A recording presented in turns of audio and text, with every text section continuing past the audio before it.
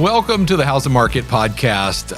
This is season 3, and we are starting it off with a bang with Alyssia Essig talking all about the NAR settlement, everything going on right now. It's certainly that topic is taking over real estate. So we want to give you a little bit of perspective. She's one of the best at really the buyer consultation, what you need to be doing right now and how to educate yourself. So, I'm so excited you've joined us for season 3 for the How's the Market podcast. It's our goal to invite you into the conversations that we're having with leaders across the industry. So let's go ahead and start with Alyssia. Okay, let's hop in here, Alyssia. I'm excited to have this conversation because, I was telling you before, I've been on a lot of webinars, podcast, KCM's response to the NAR settlement, everything going on, and let's talk about that. But I believe you are one of the best agents at interacting with buyers, understanding how we go out and show how we bring value to the process with buyers. And maybe for the next few minutes, let's just talk about that. But maybe from your perspective in your market and all the people across the country you get to talk to, what do you see happening out right now? There's so much information coming at us on the settlement. There's a lot of information. I think that, we have the concept of about 4 to 5 things are sort of colliding. They're related, but they're also independent buckets. And those concepts are, agency rules and regulations, which are different from state to state. I'm one of the most articulate because my state has been very specific, and I'm a rule follower. We were just chat. I like the rules because I do not like getting in trouble. But we've got agency, we have fiduciary responsibility, we have procuring cause. And for those of you who are listening that maybe haven't heard or understand what procuring cause is, that is a concept of the whatever real estate agent caused the chain of events for a sale to occur, that is who was deserving of the commission, right? So we have this concept of procuring cause and the fiduciary responsibility and agency, and those 3 things. And then we have these new practice changes, which kind of come in the middle and kind of go, right? Like, what does all of that mean? And there's a ton of misinformation out in the webs of the world. I'm seeing people trying to help, and I think they're actually doing the opposite. And I appreciate everyone trying, but a lot of people are speaking to what's in their state and not, and on national platforms, whether it's right. TikTok or Instagram or whatever. And so it's like if somebody in Florida is talking about what their experience is, someone here in Maryland, that's not their experience. That's not their rules. That's not their laws. I think that the confusion also lies because some of the state's rules and regulations are honestly in direct conflict of the new practice changes. I have personal questions about NAR's clear cooperation policy and how these new practice changes are going to fit in with clear cooperation. I was president of the board of my Greater Baltimore Board of Realtors when we voted on that clear cooperation policy. And I absolutely voted in favor for it because I was feeling like when you have listings that aren't on the MLS, it's not providing a level playing field for all of the home buyers. I understand there are extenuating circumstances, high profile people, celebrities, sick, people with high level of infirm, they can't have a bunch of people coming in their house, things like that. So I understand that. But outside of those extenuating circumstances, I was very much for clear cooperation. Well, how is that going to fit in if some pertinent information to the transaction is being held and only advertised on the broker's websites, right? And then you've got also the concept of steering, that you have a lot of, these other sort of real estate advocates that are, again, out on the social saying, well, you can't steer. there's a lot of trainers in the industry saying, well, okay, Mr. Seller, and let me give you this example and let me predicate this with do not do this. But hey, Mr. Seller, if a buyer or an agent is getting paid on this one and not getting paid on this one, which one do you think they're going to show? Right. That puts the onus on the agent. That's the wrong concept. That's the thing that people are upset with. But can the buyer say, I don't want to see that because I don't have the funds and I don't even want to try to, I'm already going to have to negotiate other terms. I don't want to have to negotiate your fee, so don't show me that one. And then are we going to get blamed for steering because the buyer said I don't want to see it? I think we will, because we are the butt of everybody's jokes right now. Right. So, there's there's just a lot of flurry of stuff going on right now. And I think it all comes out of one of my favorite quotes is conflict arises when expectations differ. And I did I did my own social media. I said, conflict arises when expectations differ. We're here because of that. Like, this lawsuit is because exactly that. It's because a consumer had a set of expectations and the agent didn't meet it, right? And so then now the consumer is upset and took it to litigation. And then when the consumer took it to litigation, the lawyers said, there seems to be a systemic issue here, right? And so that was in one particular state where, again, the laws and regulations are different, right? Because in that particular state, the listing agreement had the amount pre-filled in. And, I was like, oh my God, before I knew and understood why, I was like, wow, in my state, they're not pre-filled in. Right. So that was a different concept for me. So it is important to make sure that the reason that we're here is because of a lack of transparency.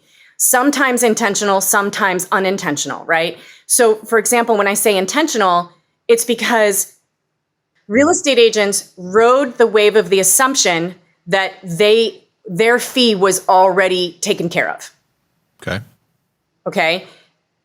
Because there was sort of this assumption but let me go back in history for a second, right? And I think that's also what a lot of people are missing. So we have been in a highly competitive seller's market. Right? Before this highly competitive seller's market, back in the 90s, before the 90s, buyers didn't even have the ability to be represented, right? Because the way that it was set up, a homeowner contacted a real estate agent and said, hi, I want to sell my house on 123 Main Street. That real estate agent said, okay, great. And went out there and charged a commission. And it was their commission.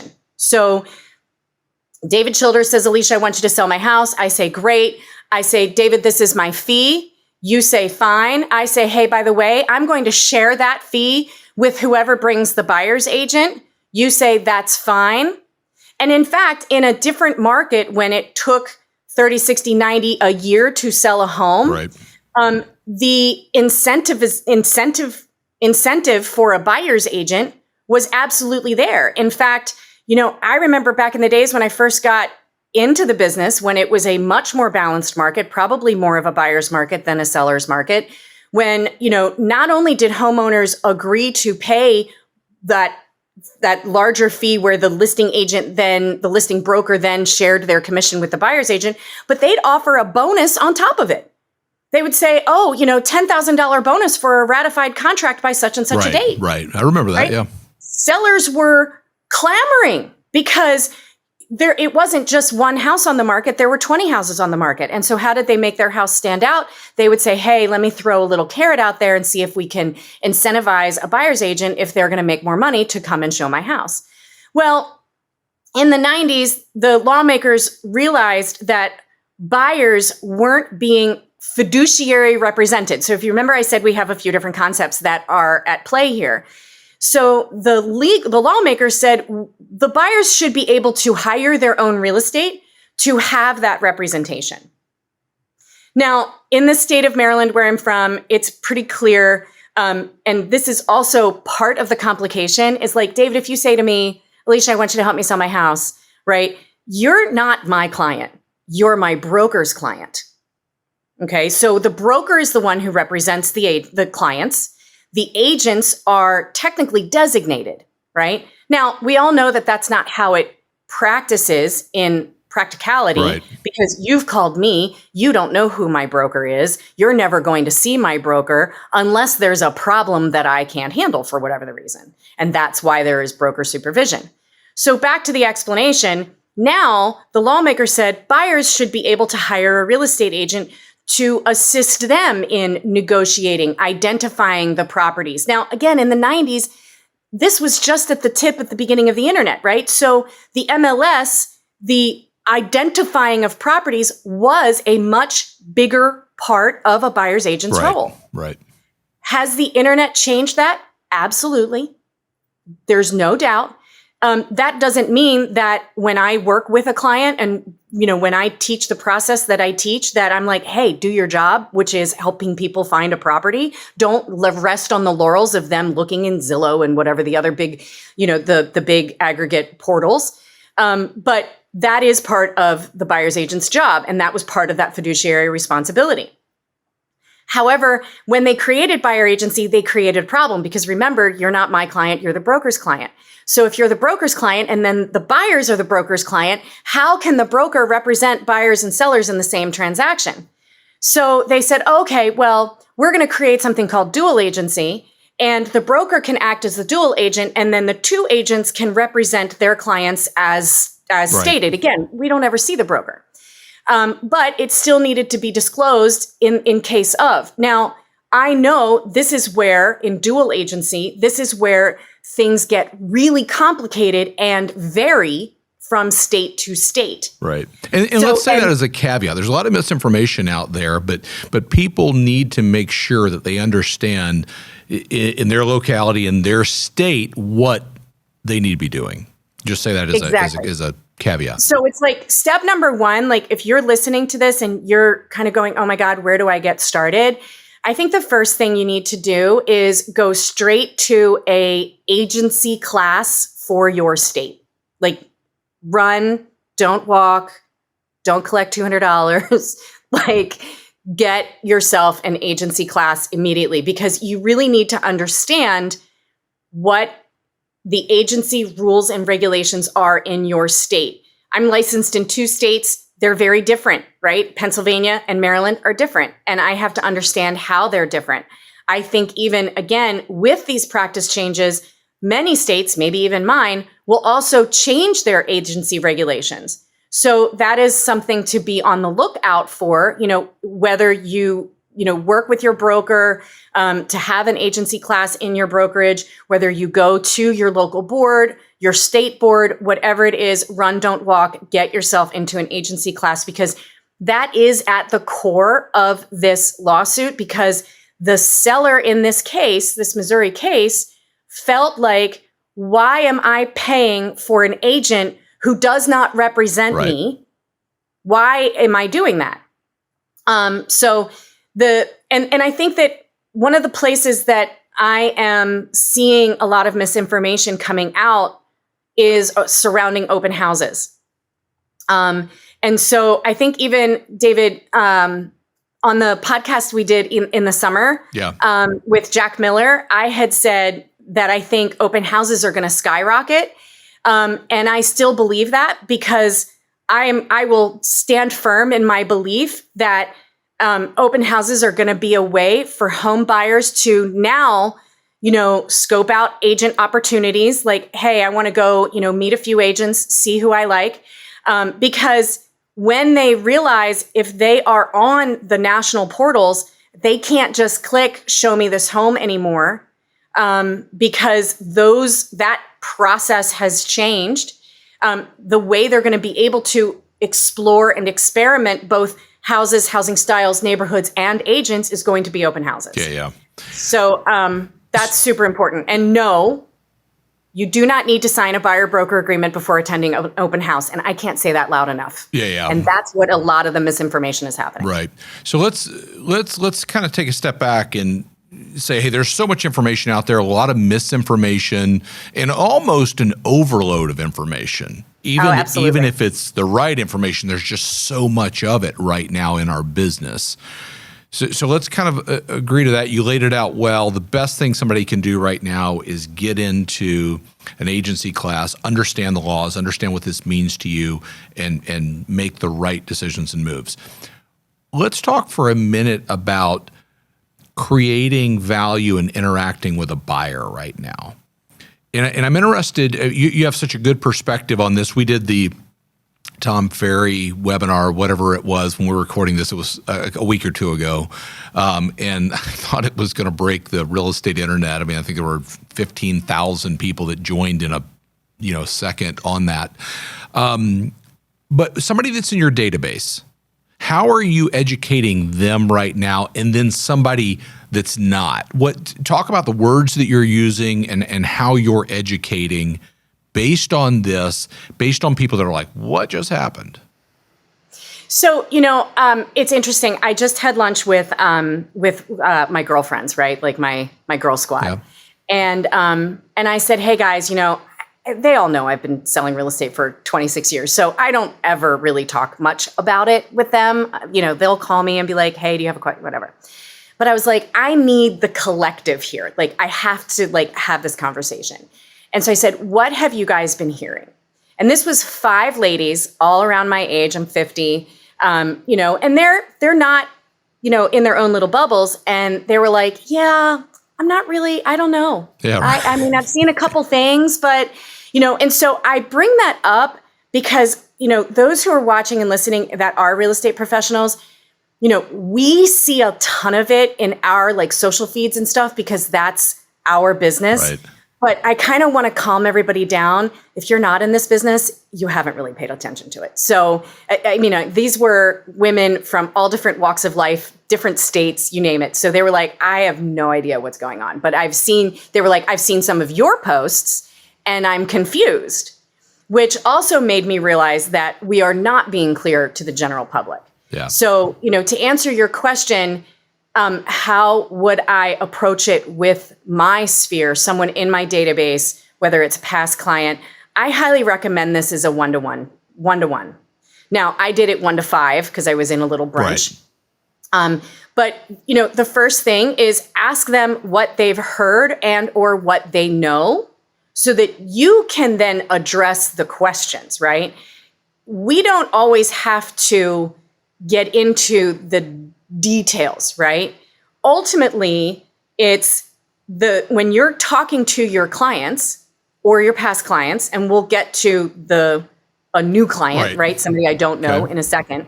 But it's like, well, when I helped all of them buy their homes, because I pretty much helped everybody at that table buy a home, I was like, if you remember, you didn't pay me. And they're like, right. And I'm like, well, that's because my fee was baked into the process and the proceeds from the sellers that they paid their agent's commission.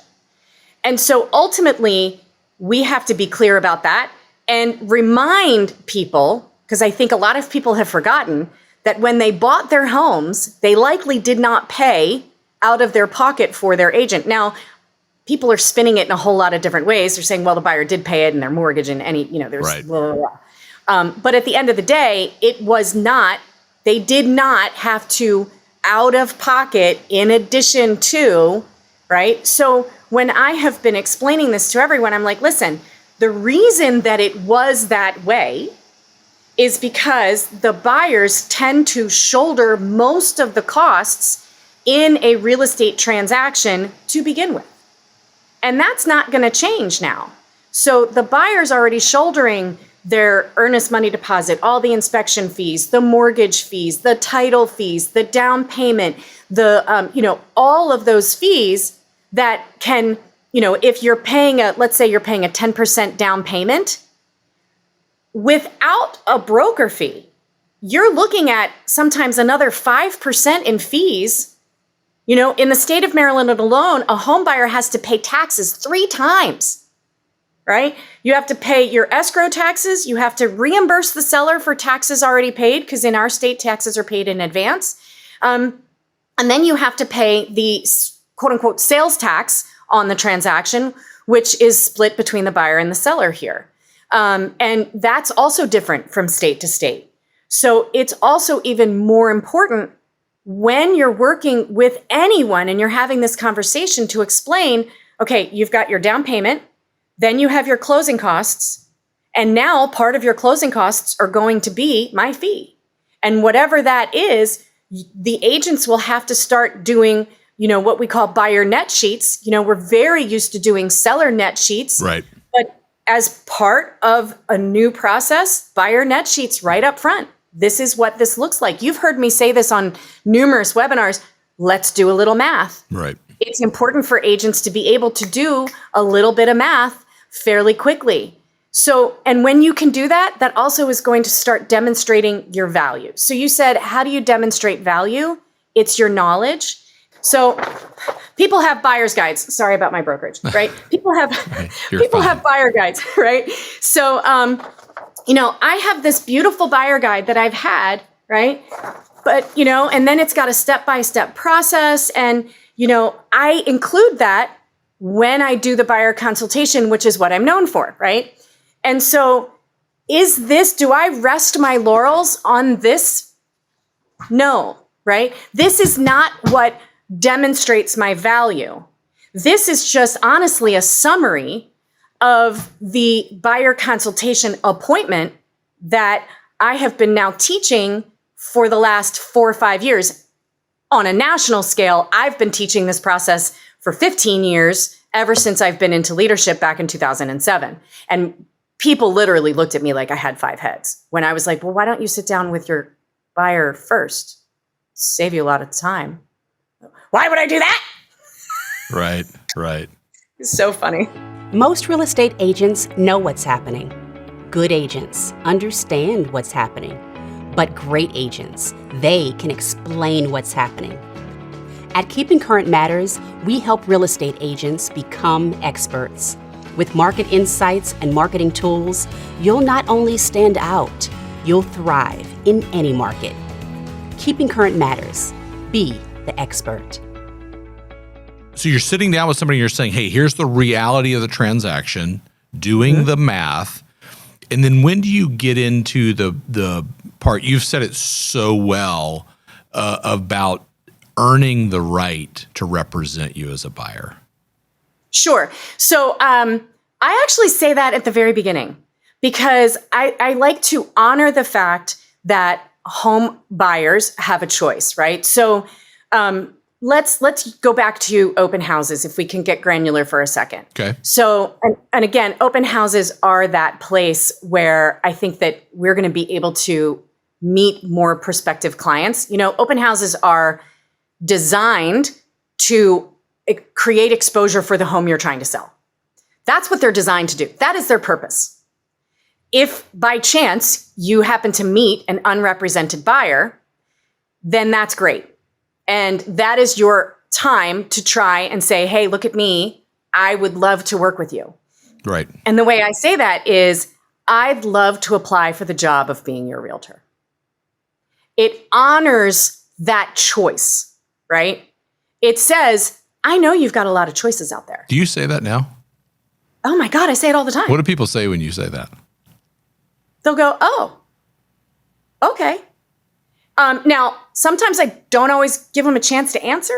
Okay. So it's like the part of my little intro, which is, hey, I'd, let's talk about an open house for a second. So the open house comes in, you've got a sign-in sheet, whatever. They're like, hi, I'm Alyssia, always be happy and exciting. So glad you're here, blah, blah, blah, whatever. Take a look around. Let me know if you have any questions, blah, blah, blah. And, there's a sign in, there's an iPad on the kitchen. Right. Please sign in. The seller is asking you to sign in.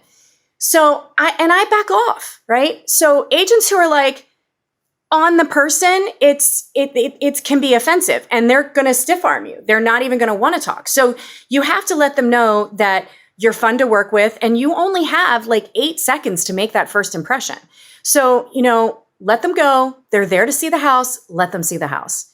And I kind of hover around the front door wherever they would exit from. And so, I also pick on like one particular thing about the house that I think is kind of cool. So like when they, kind of make their way back to the front door and they're trying to leave, I'll just go, oh, did you see that view? Like, what did you think? And, that starts to get them engaged. And I take the temperature. Are they going to talk to me or are they trying to run out the door?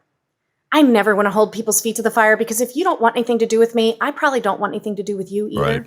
So if they're running out the door, that's fine. If they're like, oh yeah, that view is great, and they're starting to engage with me, my next question is, how does this home compare to other homes you've been seeing?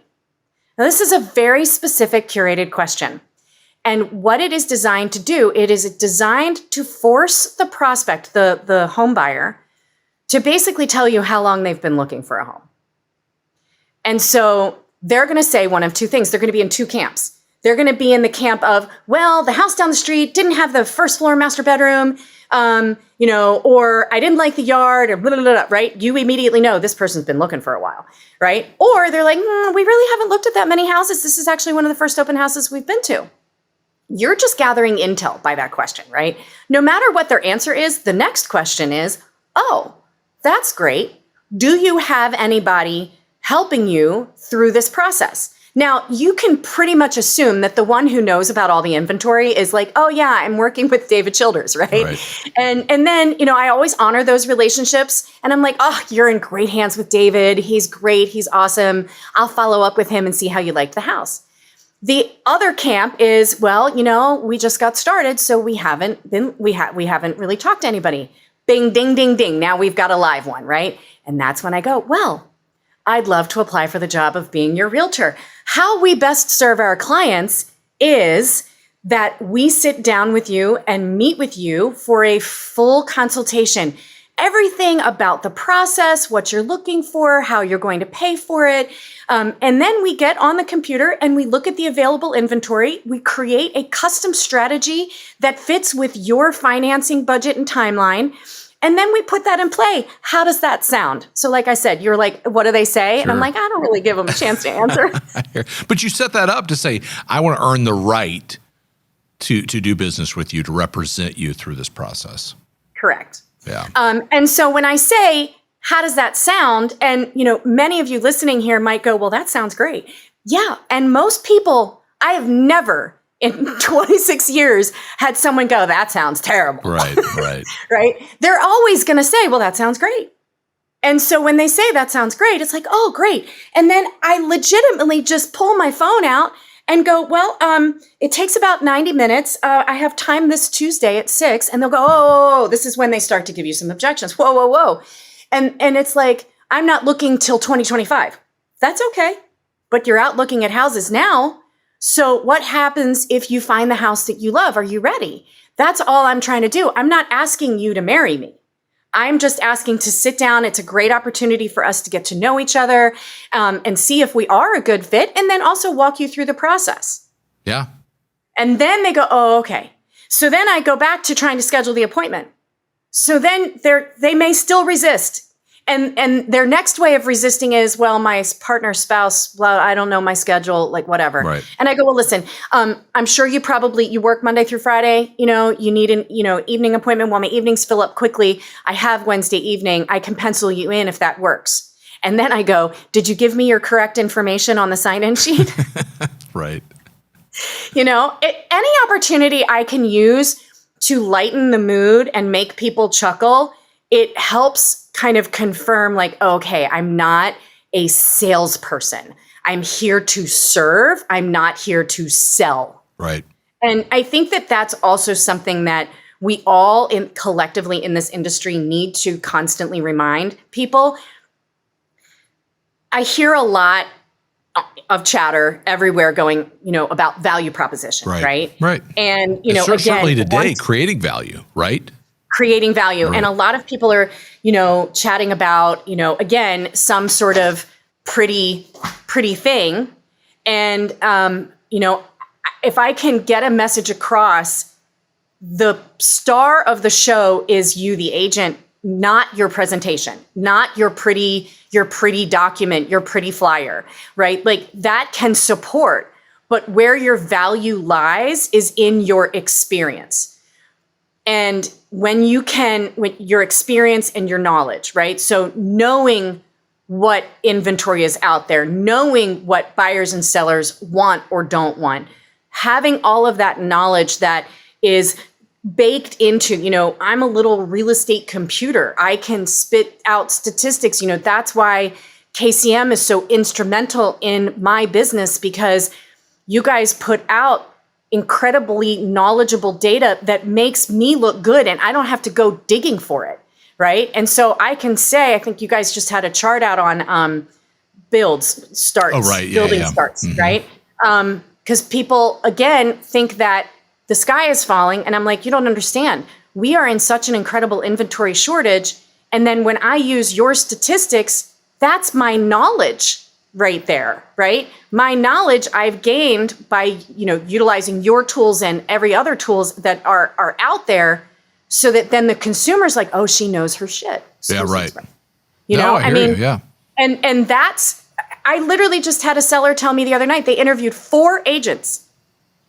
And I was like bottom of the 9th inning kind of interviewing. Okay. And they were like, oh, no. We told everybody else we don't want to work with them. Wow. We only want to work with you. And I was like, oh my God, I'm so, I'm flattered. Thank you. And they were like, you told us like it is. You were blunt but kind. And you worked with us. And so, don't just tell the seller or the client what they want to hear. Tell them what they need to hear. Do it lovingly and caring. I just had a client 2 minutes before this recording say he wants to back out of the contract of a property that he's buying. And he literally was like, I'm so sorry, Alyssia, I'm so sorry. And I was like, stop. I'm like, I'm team you. And I said, I'm proud of you. You're advocating for yourself. Now, what the public doesn't understand is that this is the second contract I've written for this guy. I haven't gotten paid. That's why he's apologizing, because he knows that I haven't gotten paid and that he's actually ripping my paycheck that was, set in stone out from underneath of me. I don't care. I know I'll sell him something, right?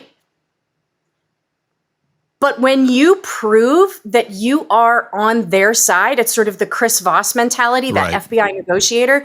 When you prove to them, I am team you, I'm team David.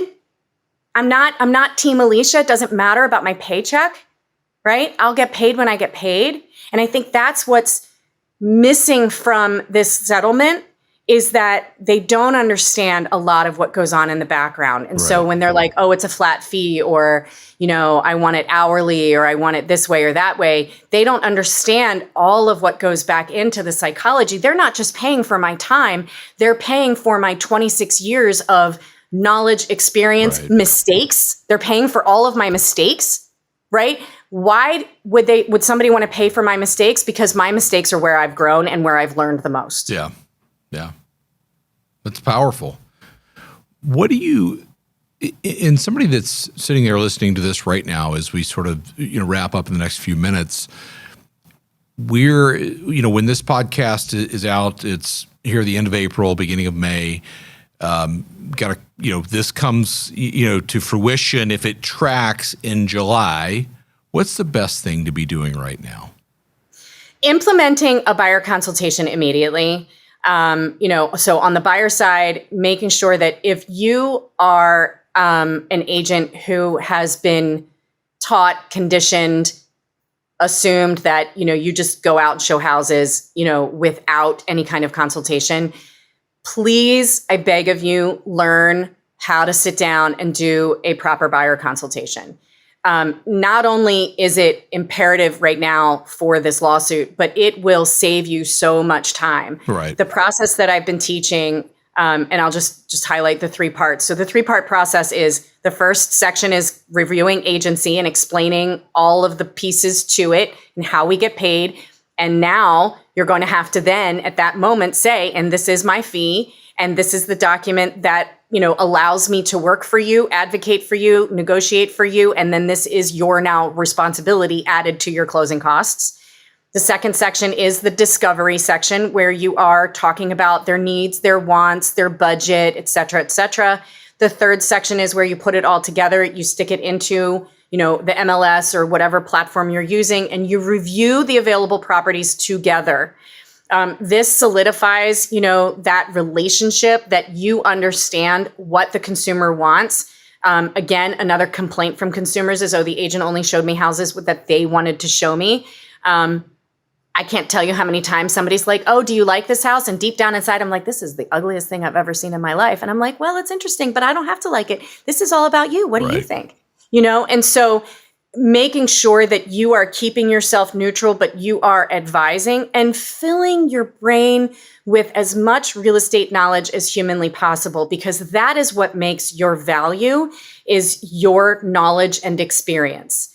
Positive and negative. Right. So, you can sit there and say, I've had this experience with this person, and this is why you shouldn't do this, or this is why you should do this. And so that is stuff that is invaluable, which then makes you valuable. Right. That's strong. I think in this, new world that we live in, understanding and paying attention to how I show the value that I create, kind of to your point, is key. Why'd you get into the business? So, it's funny because wow, you always get me to be super vulnerable, David. Yeah. All right, vulnerably speaking. So I dropped out of college and I came home from school. And I was a little lost 20-year-old. And I was like, what am I going to do? Yeah. And I moved out on my own and had my first apartment. And I hopped some jobs. And then I had a falling out with my roommate. And I needed a new apartment. And I was driving down the road. Again, this is like 96. Okay. And I'm driving down the road. And I see this big red awning that says apartment search. And I was like, well, I need an apartment. So I pulled in and I was like, how does this work? And the way they worked was they had a database of apartment complexes. And so I was like, okay, I need an apartment. And they went through the process. And what's crazy is that buyer consultation is rooted in the training that I had from Apartment Search. Okay, that's great. Okay. And so that's why I'm including this. So I sit down and they go through their process, which was very similar to this buyer consultation process that I use now.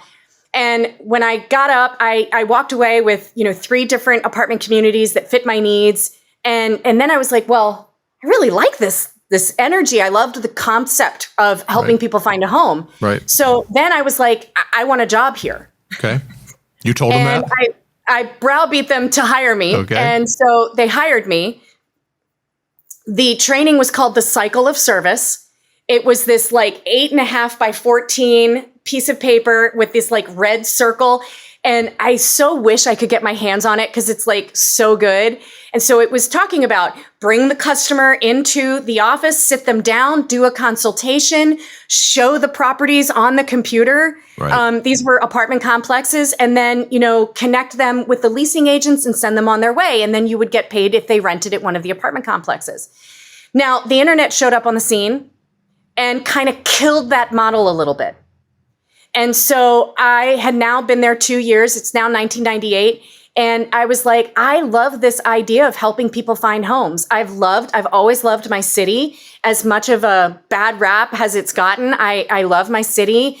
And I'm like, I want to keep helping people find homes here. And so I went and got my real estate license in 1998, and I never looked back. That's awesome. Thanks for sharing that. And you know what I can hear so clearly in your story of that is you had a need, you went there, and they met that need, right? And showed you, here's how we're going to do that. And it's no different than what we do today. It's no different than what we do today. Right? Is meeting people's needs. It's meeting people's needs. And when, I was one of the only ones doing these buyer consultations at a very, back in the early 2000s, doing them because that's how I had been taught and it made sense to me. And, sometimes when I would meet with a buyer that maybe had sort of worked with another agent, but maybe they just didn't gel or whatever. And so then they either referred to me or whatever. And I'm like, hey, let's sit down and talk. And they're like, what? Right. And then I do it and they're like, oh my God, nobody's ever done this with me. And I think that those of you who maybe know me and have been through some of my trainings and have implemented this buyer consultation, you can truly see, and, this is going to be on YouTube. So, do me a favor and write in the comments like, hey, I've been using these strategies I've done, so other people can see that this process is so incredibly beneficial to both sides. And before we wrap up, I know we want to wrap up. There are intended and unintended consequences to this new practice changes. One of the unintended but good consequences from this is realtor safety. So, and I've been saying this now for a while. I was devastated. I never knew her, but I was devastated. There's an agent in Arkansas that was murdered in 2013, 2014 or something along those lines because she received a request for a showing. She did not do any kind of vetting or buyer consultation. She went to the property. She met the buyers, and they were not buyers. They were out for blood, and they murdered her. And this requirement to have a buyer agreement signed will also keep us much safer. I mean, we are one of the only professions that sit in empty, vacant houses and waiting for strangers to show up and walk in the door.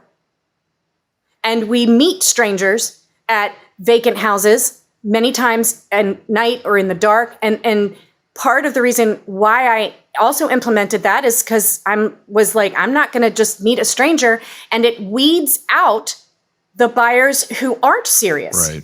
I've always said, if you're not willing to sit down with me for 90 minutes on the biggest asset that you're ever going to purchase, then I don't really need or want you as a client. Yeah.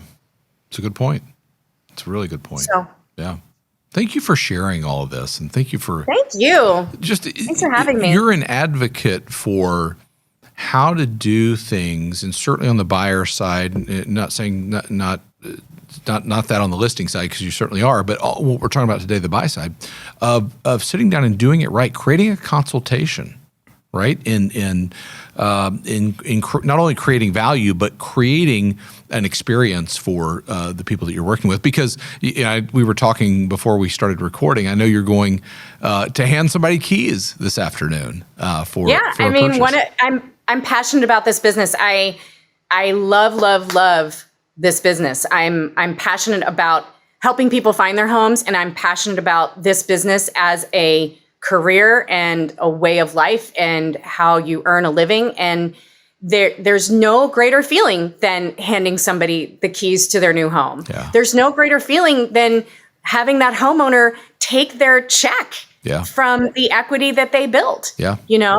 There's a lot of really beautiful things about this business. There's a lot of challenging things about it too. And this is just another one of them. And we will all make it. I saw a cute little TikTok with this little kid singing, "Don't Worry, Be Happy." Oh, right. And it was the sweetest thing. And I was like, I wish every realtor could just listen to this little boy, because don't worry, it will be okay. Yeah, that's for sure. Well, Alyssia, I'm grateful for you spending a few minutes with us today, talking about how to interact the best way possible with buyers and doing business professionally. If somebody wants to get in touch with you, how can they reach out to you? Oh, can I do this? I don't know. Yeah. I would love that. So we're gonna, there we go. There you go, guys. You can scan that. I don't know if it'll work, but we'll see. Somebody listening won't be able to. If not, I'll send you a screenshot and you guys can do it. No, that's how they can find me on Instagram. My name is spelled Alyssia. A lot of people get it wrong. And so I'm on Facebook, Instagram, TikTok, you name it. Although I'm having to take a break from TikTok because the realtor hate there is pretty rough. I hear you. They're nicer on Instagram. I hear that. Well, good. Well, thank you for joining today. Thank you for sharing your wisdom and knowledge. And we'll have to do it again soon. I would love that. Thanks for having me, David. That was an amazing conversation with Alyssia. I always enjoy the time that I get to spend with her. And again, probably one of the most articulate agents about how you create value, how you talk about this topic, the NAR settlement, with buyers right now, and then how you create a consultation. And that's my encouragement as we wrap this episode up, is spend time going back, taking notes on this episode, and creating your consultation. Get educated on the laws in your area, the laws in your state, so that you can do a great job and create that experience for the buyers you're working with.